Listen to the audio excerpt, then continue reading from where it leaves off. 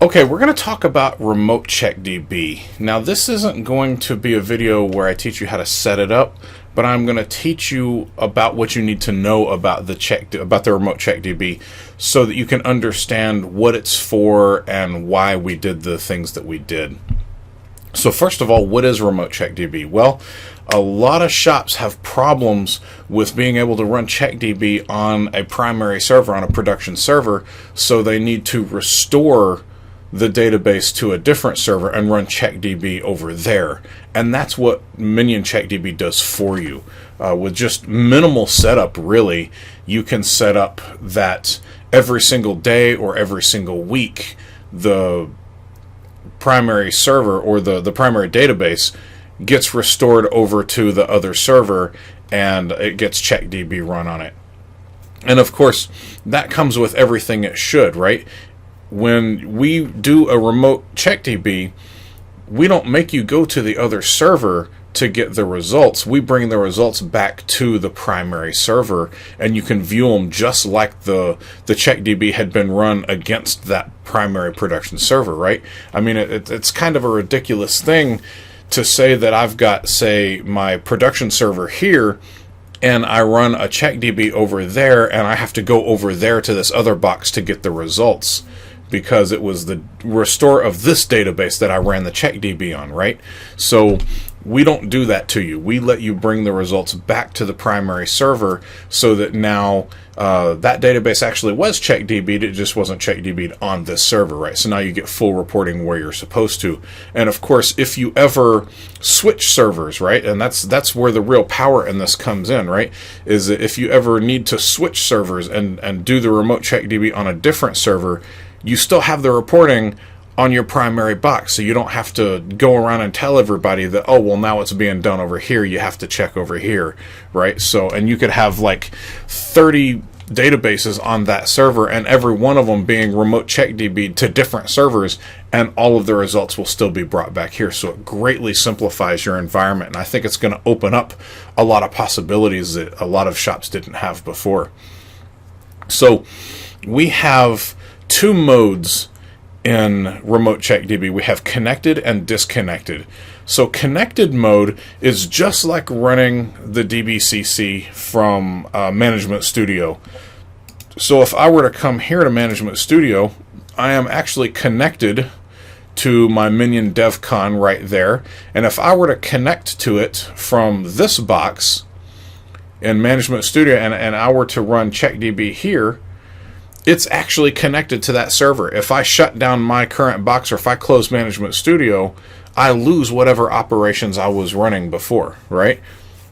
And that's exactly the way you need to look at connected mode, because connected mode does make a connection like that. It connects via SQL command, and it runs SQL command locally on your production box, and it connects remotely and runs CheckDB that looks very similar to this. It just runs a raw CheckDB command. It doesn't use Minion CheckDB at all. It just builds a statement and runs it on that foreign box, and then it brings the results back. So it's a much more simplified version of it. One reason why you might use connected mode is because maybe there are some permissions issues, right? The remote server here would need to have some permissions back on the primary box, and if that's not possible in your environment, then of course you could do connected mode and you won't need that. As well, the remote box needs to have the agent turned on. Well, the agent's not turned on here, and for some reason you may not be able to turn the agent on, so you may switch it to connected mode because that's not a requirement for connected mode. So it can be useful. I think most of the time you're probably going to use disconnected mode, but I think connected mode is definitely going to be useful for some situations. Now in disconnected mode, let's see if I can get this. Oh, I have to do it like that. There we go. So in disconnected mode, you need a full Minion CheckDB install on the remote box, and it requires the most permissions, but it's also the most robust. So in disconnected mode, of course, what happens is it starts the CheckDB on the remote box, and then it disconnects and it waits for it to finish and report back. So you could, once let's say that you've got a CheckDB that takes several days to finish because the database is huge, right? So you could kick off a remote CheckDB over there, and then you could theoretically reboot the primary box, and it wouldn't know the difference, right? So as soon as that remote CheckDB is finished, it will report back. Now, as far as disconnected mode goes, yes, it is disconnected, but the routine continues to run, right?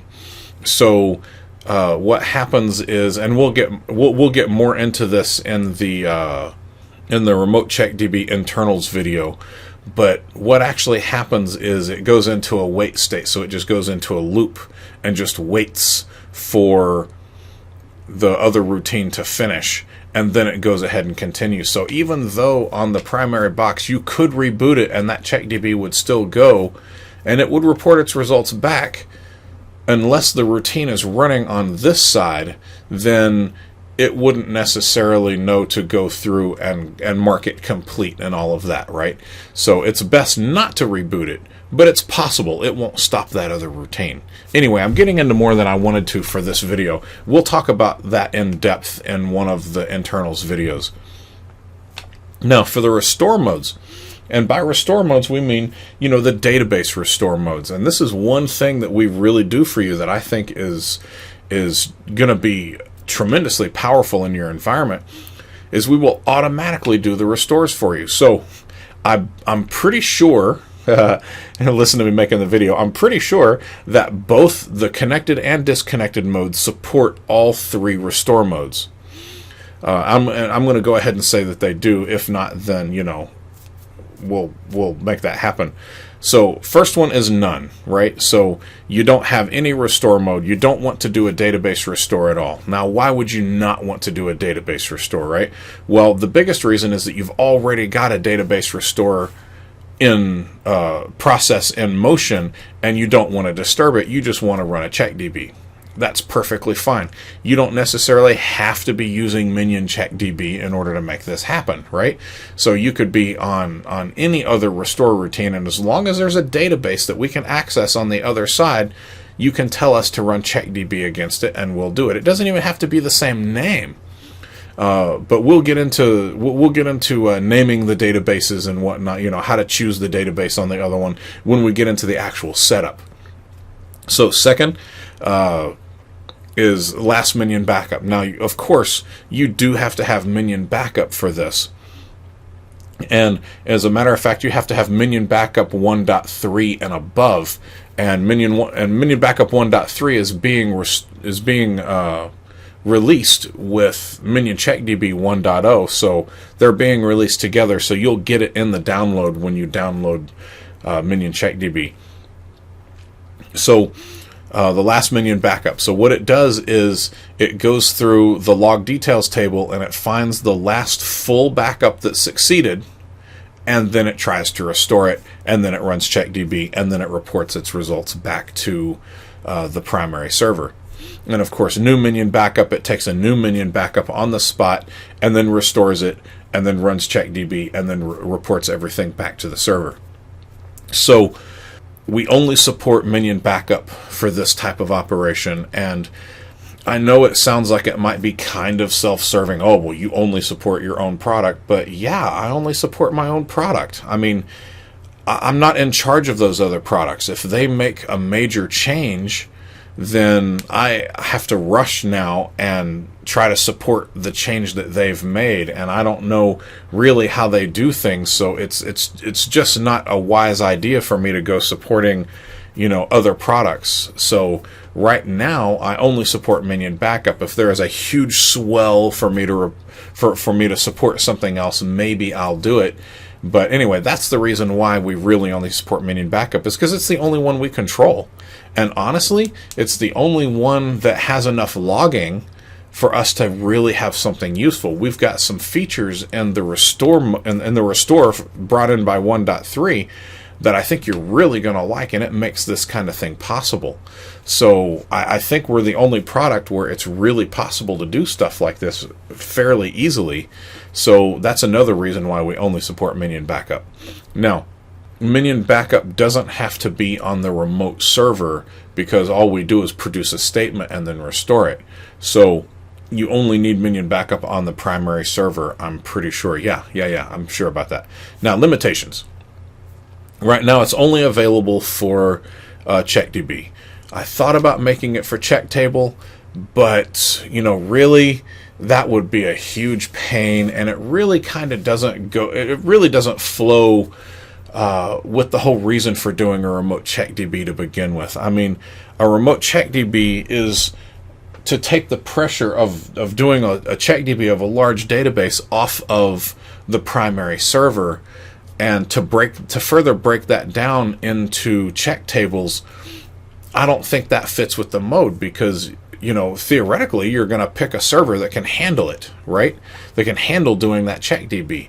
So, why would you do it on a remote server that can't handle doing that CheckDB? So, pick the right server, and then you won't have any problems. And if it's a database that you've restored for the purpose of doing CheckDB, you won't have any users in there. So you shouldn't have too much contention. I mean, unless you've picked a generic CheckDB server and you're running 30 or 50 CheckDBs all at once from different servers on the same server, of course you're going to have contention there. But other than that, there's no reason why you should have lots of contention. So just plan it properly, and I think you'll be fine. So anyway, we're only available for CheckDB right now. As well, you can't configure custom snapshots on the primary server to be created on the remote server. But as you're going to see when we get into the setup, you can set up the remote server to do custom snapshots, and you can do it that way, right? So I don't really see this being a big deal anyway, because like I said, you're probably going to pick the database appropriately, and you're probably not going to have a lot of activity on that other server. So you shouldn't really need custom snapshots on that remote box. But in case you do, you can do it. You just have to configure them over there. And again, you'll see all that when we get into it, when we get into the setup, but it's possible. Now, prereqs. Minion CheckDB has to be installed on the same database on both servers. So if you've got Minion CheckDB installed in master on the primary server, then it needs to be installed in master on the remote server. If you've got an admin database called dbadmin on the primary server and MC is installed there, then you need to have MC installed in dbadmin on the remote box, right? And Minion CheckDB and Minion Backup both have to be installed in the same database as well. They're meant to be installed in the same database. So don't install, Minion CheckDB in master and then Minion Backup in dbadmin, right? They both have to be in the same server.